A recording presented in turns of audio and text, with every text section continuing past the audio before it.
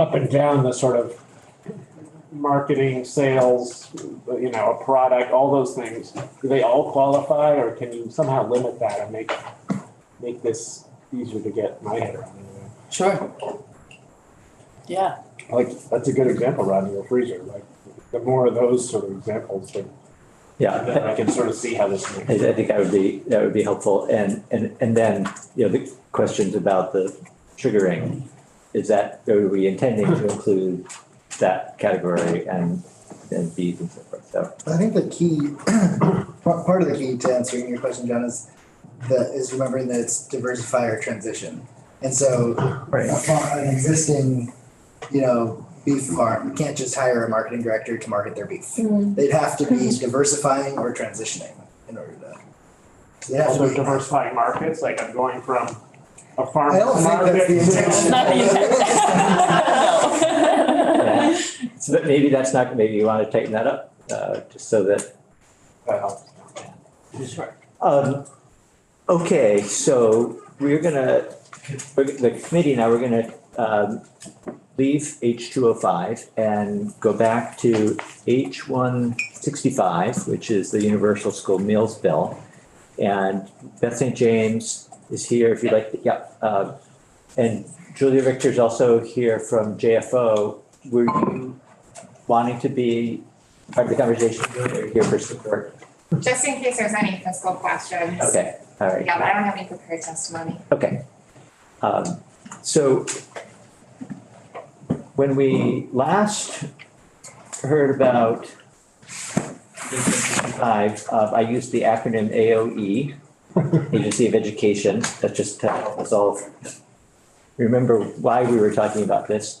The agency had walked through some suggestions or requests for us to consider, and Legislative Council has been talking further with the agency and has made is working on some changes, as I know has drafted some. I'm not sure we're going to look at those necessarily today, but there are also 2 or possibly 3 of the changes that are essentially policy decisions for us to make.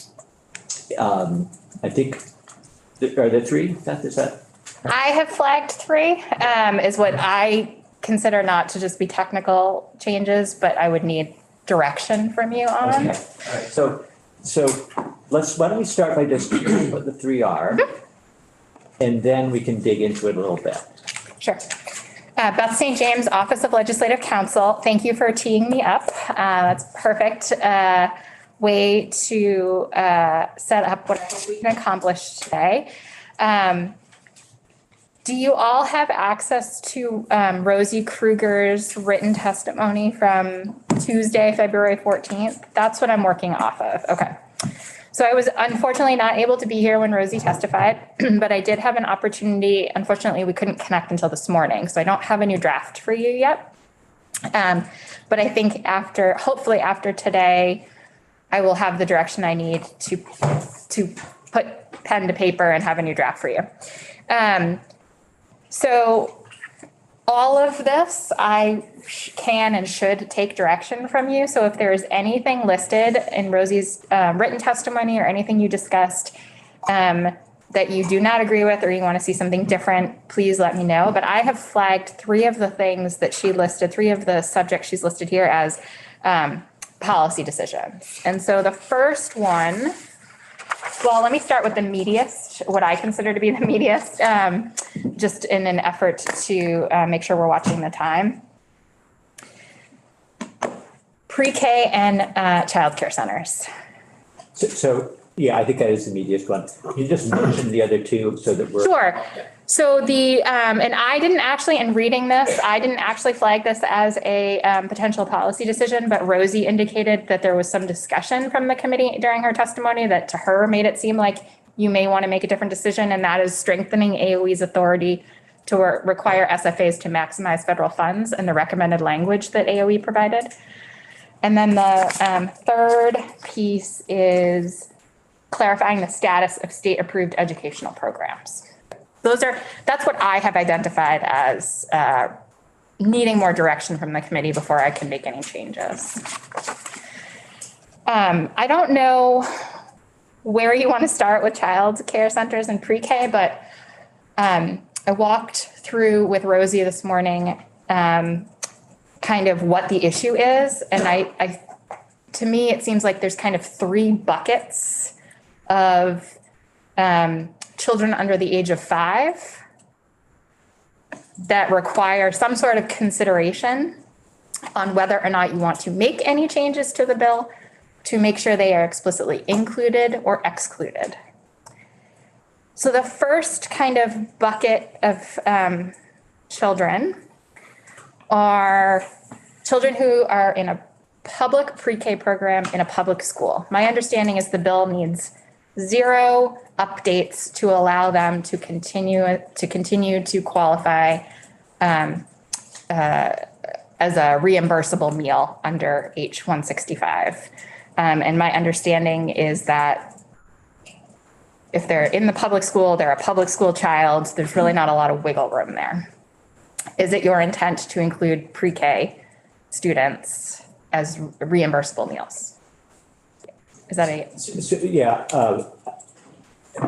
we'll note that as that's Okay. a question, yeah, rather than stop and have a debate about it, yeah. Okay, so the second bucket is child care centers that have a pre-qualified kindergarten program, pre-kindergarten program.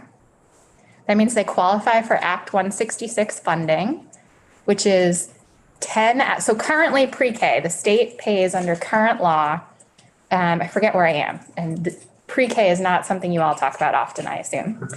So under current law, pre-K is paid for by the state or funded by the state at a rate of 10 hours a week for children ages 3 through 5, and 5 is that they're not yet in kindergarten.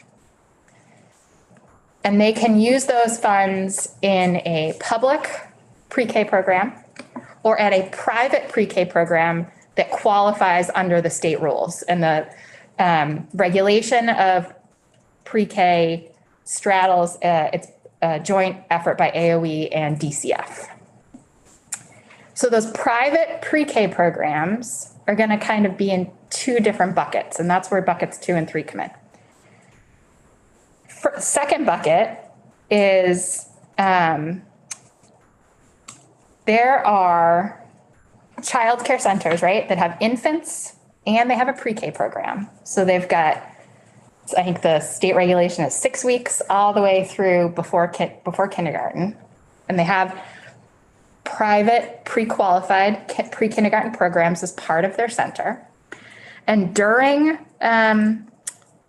COVID, several public school food authorities allowed some of those centers to join their school food authority to open up the free meals that were happening under the COVID relief to those centers.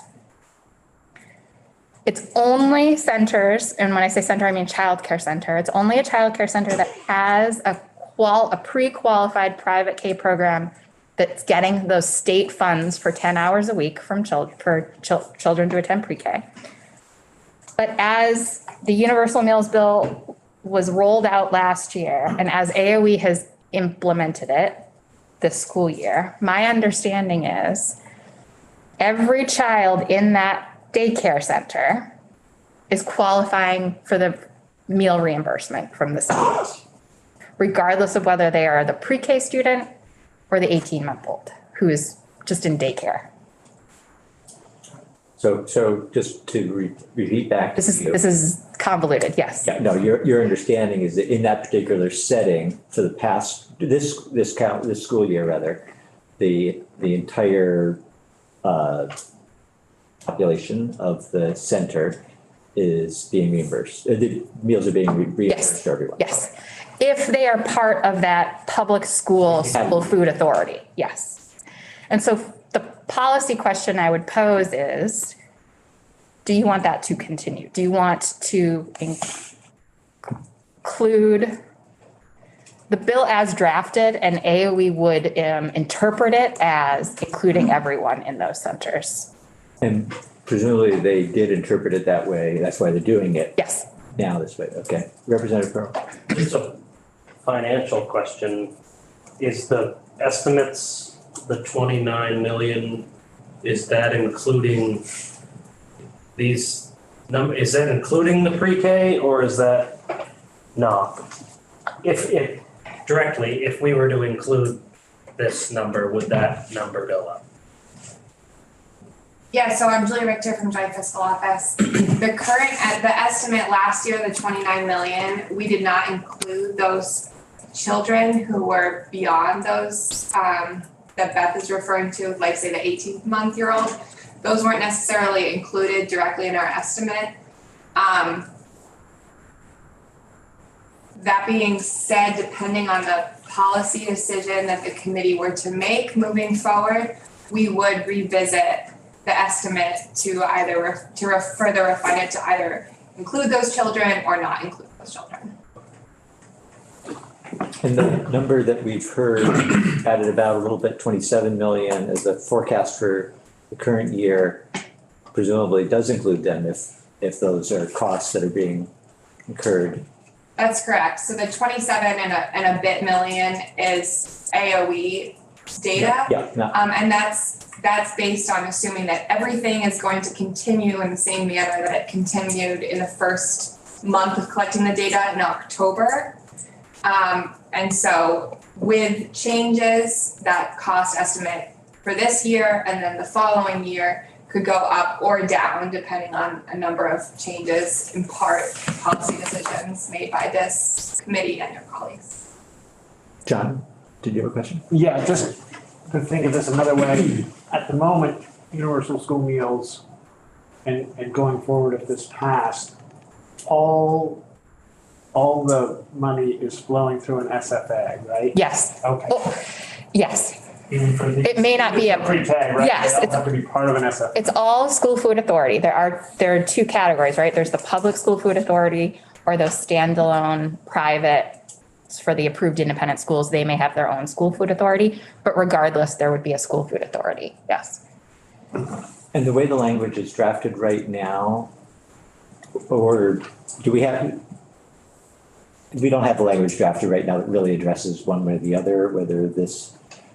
There's the concept of school food authorities does not appear anywhere in the H-165 as introduced. Yeah. And I don't believe it was really discussed, nor pre-K last, for the passage of the Universal Meals Act last year. This policy piece that AOE is pointing out is how they have interpreted the language that exists in H-165 as is now, because it's the language that was in the act that was passed last year that they are implementing right now. So why don't you tell us if there's the third bucket we still need to. The third bucket is private approved independent schools that are the traditional approved independent schools that are regulated by AOE. They're not daycare centers. They are a school that also provide a pre-kindergarten education program. So they're not a daycare, so they're not going to have those 18-month-olds, but they have pre-K programs. If they are a pre-qualified private pre-kindergarten program, should those pre-K students be treated as publicly tuitioned K through 12 students? The pre-K, under the way the tuitioning program works for approved independent schools, it's a separate concept than pre-K. So it's not all lumped into one law, the flow of the money. It's accounted for differently. So when you say publicly tuitioned students, I would say traditionally people are thinking of K through 12, but there is ambiguity in that because there are technically publicly funded pre-K students in private, approved independent schools. So are those considered publicly tuitioned students, do you want to include those students? And just again, this current school year, we believe anyway that AOE was interpreting, the answer to that question is yes. Oh, that's a good question. I don't know the answer to that. Okay. So the first bucket is the assumption that that's a public pre-K program. I didn't even know those existed, so that's good to know. Then the second bucket includes children below the age of 3, but all the way through to 5. Is that also a public program? Are there? No, that second bucket would be a private, pre-qualified, pre-kindergarten education program that's in, to colloquially use a word, a daycare center, not an approved independent school. Daycare centers are licensed and certified by the Department of Children and Families. And approved independent schools are licensed, well, they're not licensed, they're approved through the State Board of Education. So you've got dueling facilities. You've got a childcare facility and approved independent school facility. Both of those facilities may qualify to accept publicly tuitioned kiddos because the state pays for 10 hours a week to the school of the family's choice, as long as it is a pre-qualified provider. So, Tom, go ahead and No, so where do PCCs fall in that, What's a PCC? parent-child centers? I'm not familiar with that. And I don't think those are regulated by AOE. Are you? Yeah, see, I don't know. Yeah, so anything that's They're not outside. private, I know that.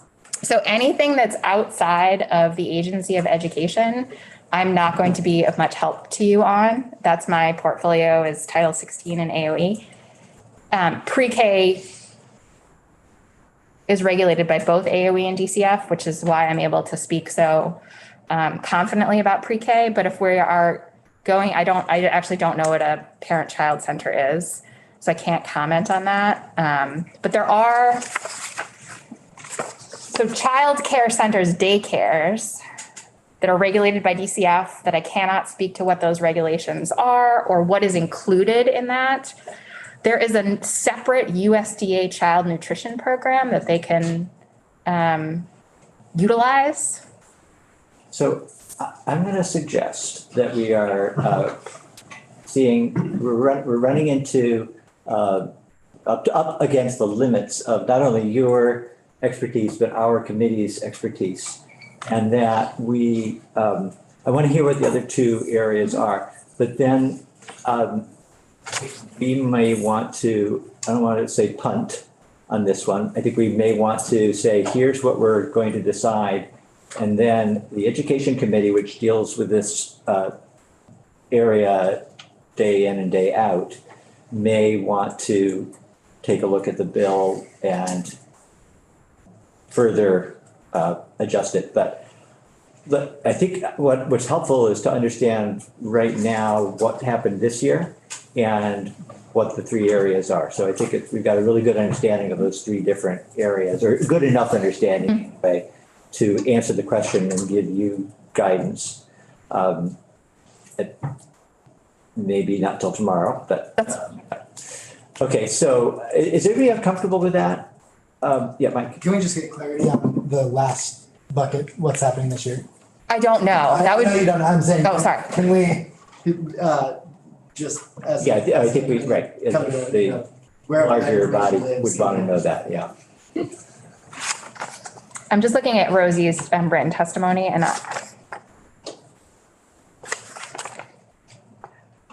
it's not addressed here. Yeah. Do you want me to move on to the second and third? Yeah. Okay. So the second topic is where I'm on page 2 is the recommendations to strengthen the Agency of Education's authority to require school food authorities to maximize federal funds. And so my understanding is that AOE is recommending that you are attaching a more specific requirement regarding drawing down federal funds the most federal funds, and they have some recommended language here. And Rosie is the one who flagged this for me as potentially something that the committee has a position on. I think possibly, appreciate her flagging that because I may have just asked whether it would be fair to say that that would add more administrative work to the school districts, to the food authorities. And I think she said yes, understandably, it would be some amount of time, not a large amount of time. So that may be the only reason that she flagged it as something that we wanted to just be clear on. And I don't know how other people feel, but I think it's important to do what they have requested. Okay, great. That's me. Anybody feel strongly the other way? I think it might have been more subtle, but I think she mentioned that in the first years, it's going to be important that we do that extra administrative work, but to have sort of the authority to,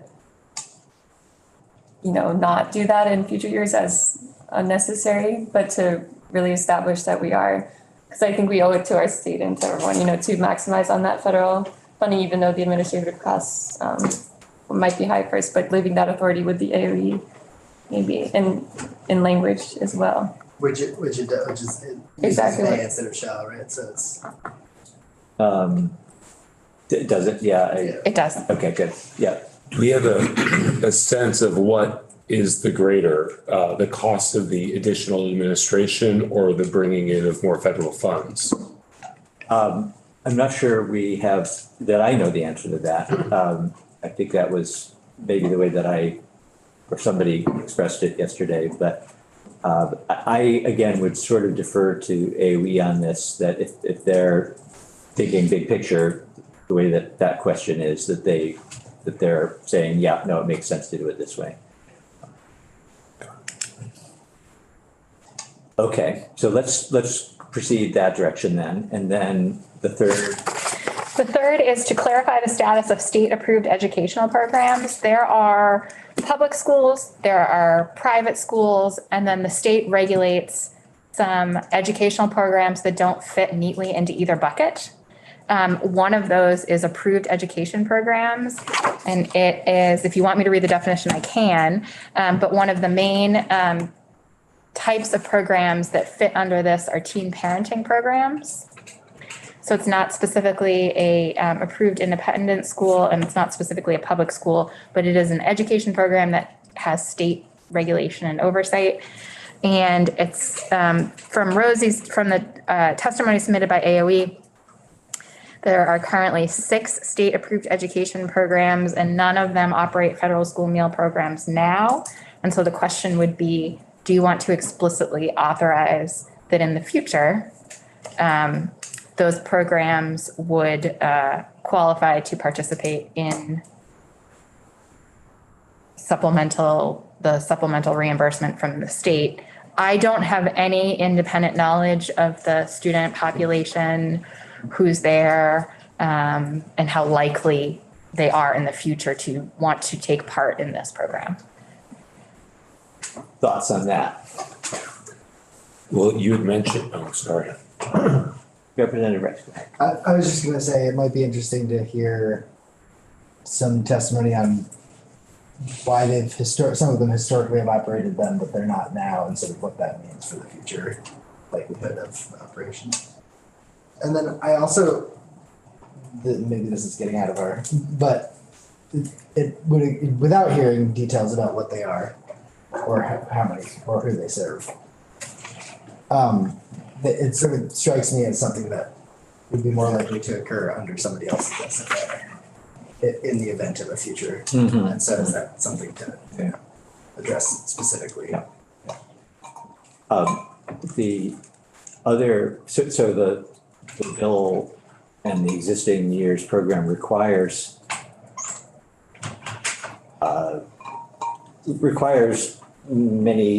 almost everybody to be participating in the federal program, and then we're gonna make them whole for the rest of it.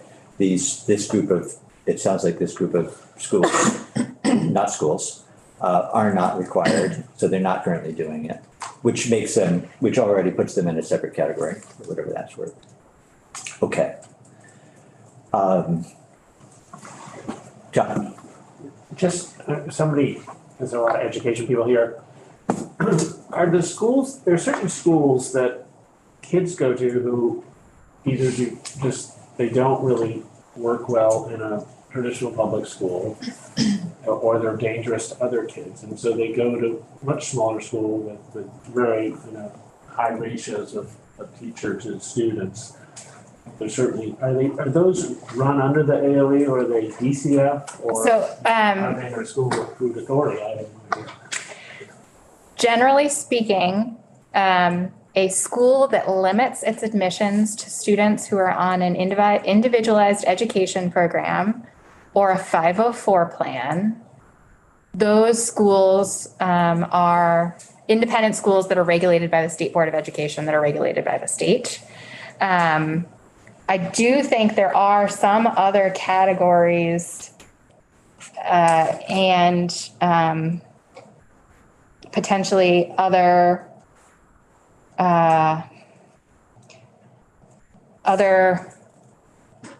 facilities that may fall under DCF, but from an educational AOE State Board of Education regulation, it sounds like what you're referring to are what they call therapeutic schools.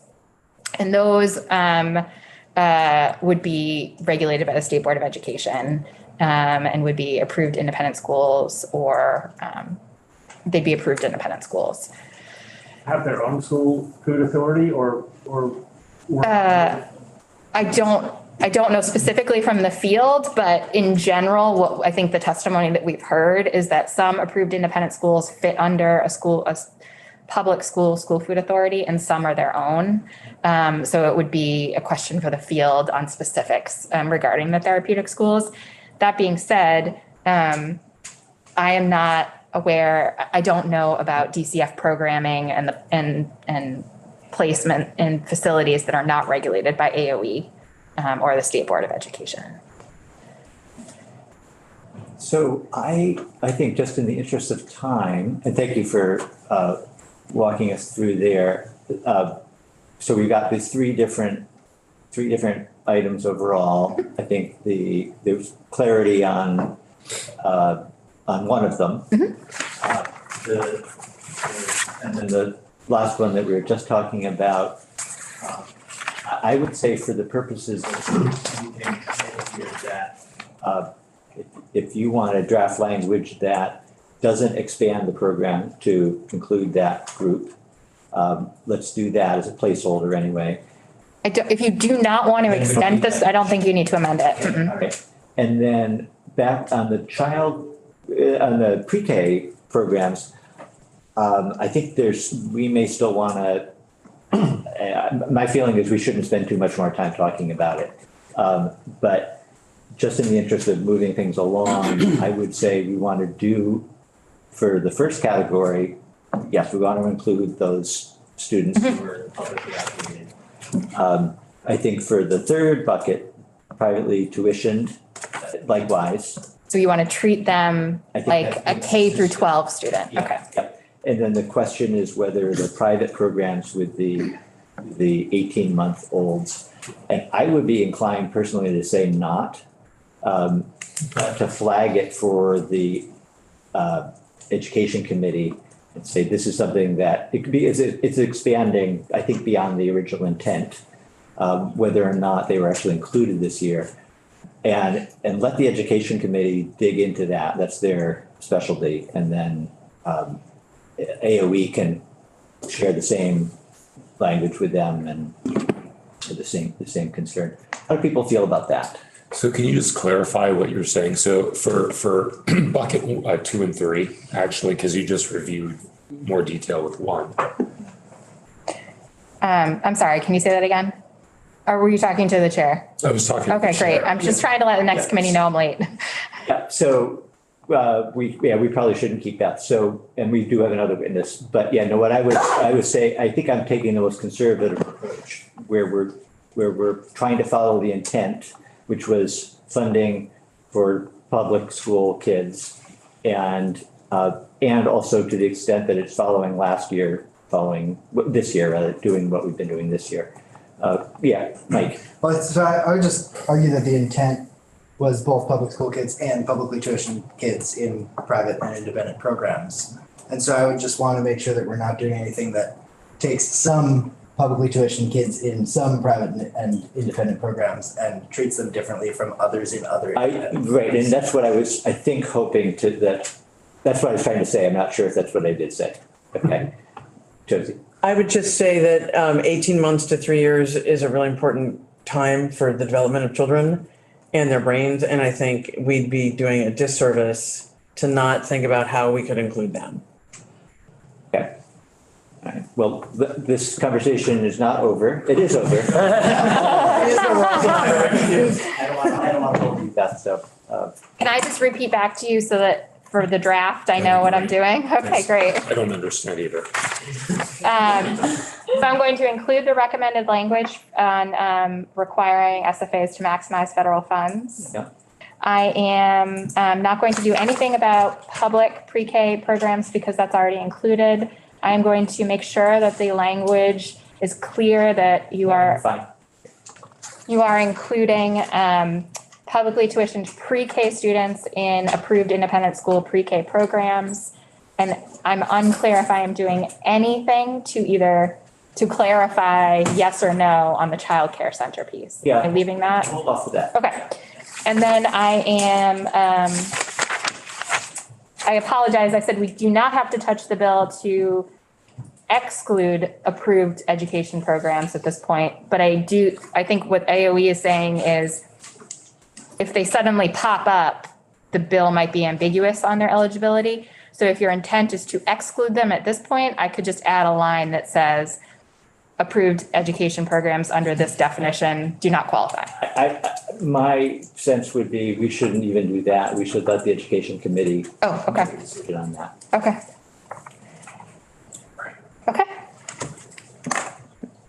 Thank you. I will let you know as soon as I have a new draft. Do you have a time? Beth is leaving. You can ask me. You got a question of her as she walks out the door? I'm sorry, can I just ask, this is a really hard time with editing right now. So Yeah. when would you like to see, I can jump the line if I have a specific timeline I'm in? If you want to work on whatever you're able to do without them, and then once we've met tomorrow, we'll try and give you the final. Okay, so not tomorrow. You don't want to see a new draft tomorrow? Okay. I will wait to hear further instructions. Thank you. You're welcome. Thank you all.